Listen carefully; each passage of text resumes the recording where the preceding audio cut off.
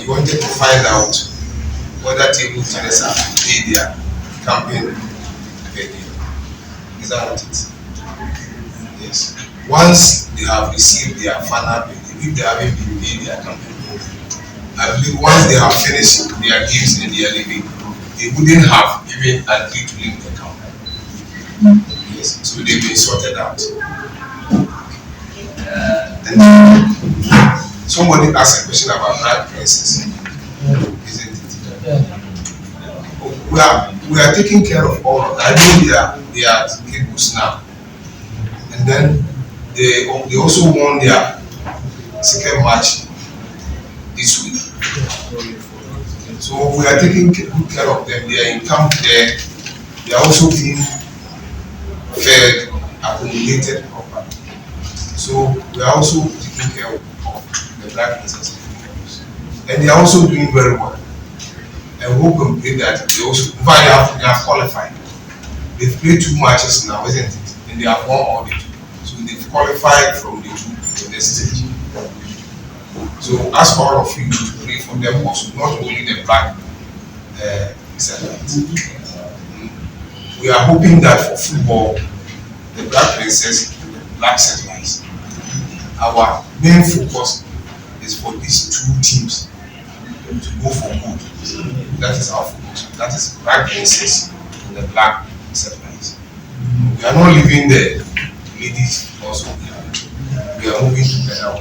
But these days, we realize that they are doing very well when it comes to football in Ghana. The women's team is doing very well. So we are also pleased and we are taking very good care of them too. And then somebody asked a question about recruitment. Yes, so far, I would say so far, ever since I became the International Games Committee Chairman, I have attended a series of games with Mr. Sampson. And this is the first time during my time at the games, this is the first time that I have seen that there is a competition and equipment have been pitches for our athletes. So I would say that many of our athletes have given the equipment that they require to compete. So if you want to get some of them to interview them, you can get them to interview them. Many of them, just about 2-3 days ago, we heard a story about cycling. That there was a lady who said, I know you, that's why I'm saying, who said that she has to use aluminium bicycle to compete. And I sit before you this evening, instead of fiber, I sit before you this evening, and I want to be on record that it was very unfortunate story. I have done my search this evening with the president of the Cycling Engineering Association. What happened was that, as I speak with you, the Cycling Federation in Ghana, they have the 6 fiber bicycles in camp now, 6, which was donated by the World Cycling Body. What happened was that the fiber bicycles, when they brought in, the lady in question, the bicycle which came in were higher than her height. And so she couldn't use the one which the fiber which came in. So she had to rely on the one she had been using for many years. So this is the true story, and you can check with the Shaba Shanu, who's the president, and Shaba, who's the general secretary. This is the true story of the matter. But you see, when the matter came into the public, many of us didn't take our time to find out from the technical officers who were handling the cyclists. And they just came to me. But I'm sitting before you this evening to tell you that Ghana Cycling Federation, they have 6 fiber bicycles today. This is as I speak with you in camp. They have it. So as for equipment, many of our federations have bought the equipment for our athletes. Then the next question, how much money does the Namibia Ghana We wanted to find out how much money the government has invested so far in these games.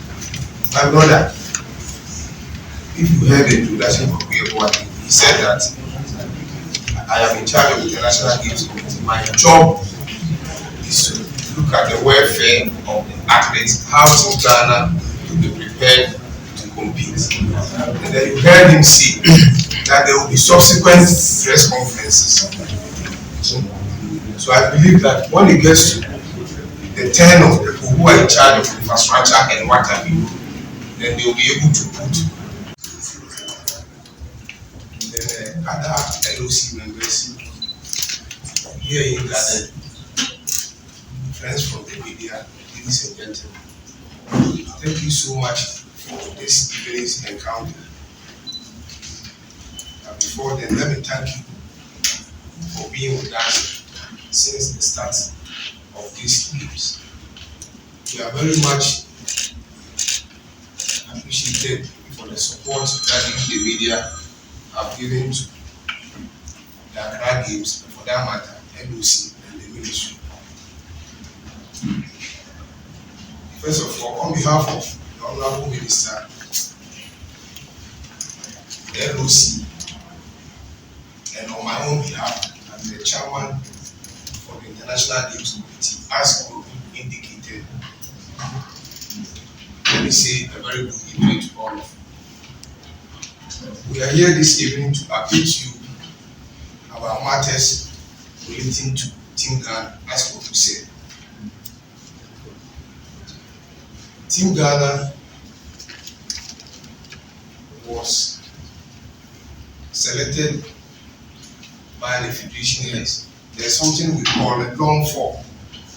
So from the beginning, we asked the Federation heads to give us a long form. And then when the long form is submitted, then we will need to get the final team list. So from the beginning, ask for a long form from the Federation. That means the Federation heads and their coaches did a selection for all the sports schools, athletics, arm racing, soccer, boxing, and what have you. After receiving the long form, we asked them to do the money to get the final list in conjunction with the chef division of Mr. Danson, who is currently not in Baltimore, attending to some important issues. So when we finally had the final list, we then arranged a campaign for them.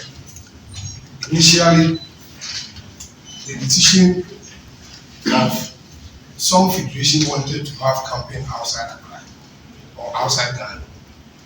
But we said since we were doing a competition in Ghana, we should be able to do campaign in Ghana. So finally, we set it on campus. So I'm happy to announce that all our athletes, about 350, representing 11 sports school disciplines, were sent to campus based on campus sports stadium, and they had campaign there. During the campaign, they were fed properly. We had transportation for them. We had about 8 buses that were doing shuttle. There was also security, proper security arrangements were put in place for them, because we couldn't have jeopardized with the security of the athletes. In addition to that, we had 3 medical doctors with them at the camp. We had psychologists, because we needed the psychologists to prepare the minds of our athletes properly. So we had 3 psychologists. There were 4 nurses also at the camp. And then we had 6 physiotherapists with them. We had fitness trainers also with them. Together with the team manager, who is Mr. Danson, the chef division. And then there were technical officers to the coaches, and other technical officers were also with them in campus. And then there was a 24-hour clinic at the camp in campus. There was also ambulance services at the camp in campus. Then the University of Cables and the University of Winneba, they do what this calls physical education together with them, and then the Central Regional Physical Education Association teachers also visited them to also impart some knowledge and advice to them.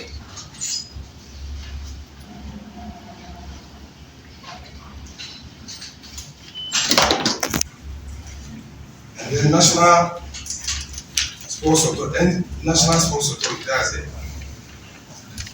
NSC also had their technical officers visiting them and interacting with them.